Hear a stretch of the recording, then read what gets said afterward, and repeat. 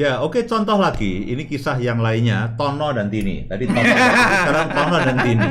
Nah, mereka dengan dua orang anak, ya, dua-duanya sudah remaja. Nah, satu waktu mereka memutuskan untuk mereka akan mengelola rumah tangga tanpa asisten rumah tangga.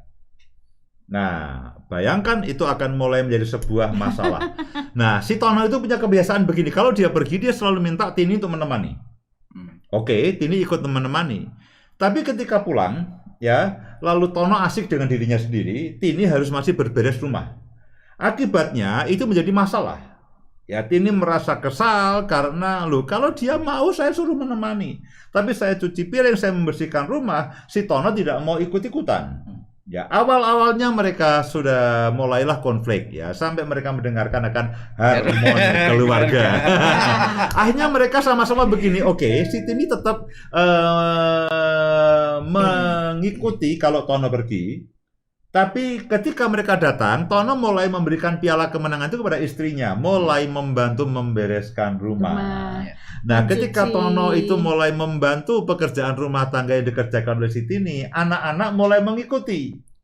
Sehingga beban pekerjaan rumah tangga itu ketika dikerjakan bersama-sama dengan suasana yang jauh lebih menyenangkan, pekerjaan yang berat itu menjadi lebih ringan.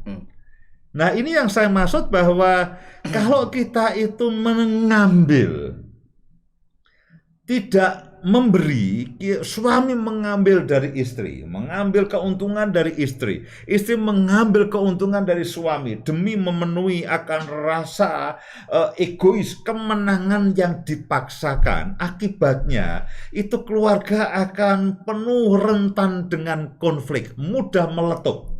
Nah, sebaliknya ketika mereka berdua, Totok dan Titik, Tono dan Tini itu akhirnya sadar, oke, aku harus memberikan piala kemenangan kepada istriku. Yang perempuan, Tini juga mengatakan aku harus memberikan piala kemenangan kepada suamiku.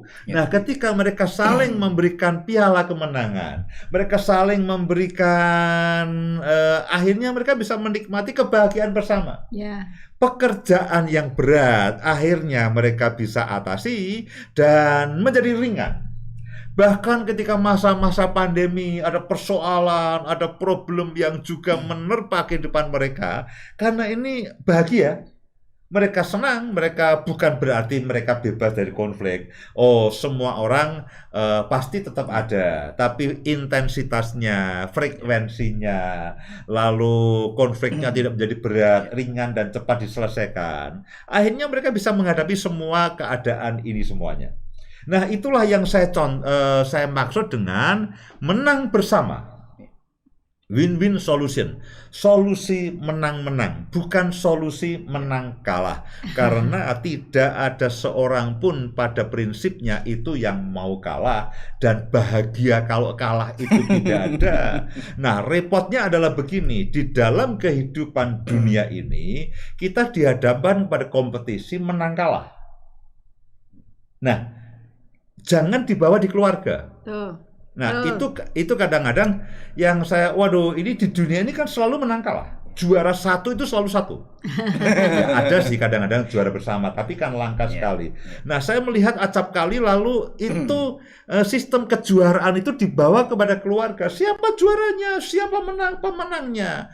Nah, repotnya di dalam dunia yang lainnya, entah di dunia olahraga, itu kita bertanding, katakanlah kalau ada orang yang punya semangat pantang menyerah, mempertahankan poin demi poin sampai berdarah-darah demi mengejar kemenangan.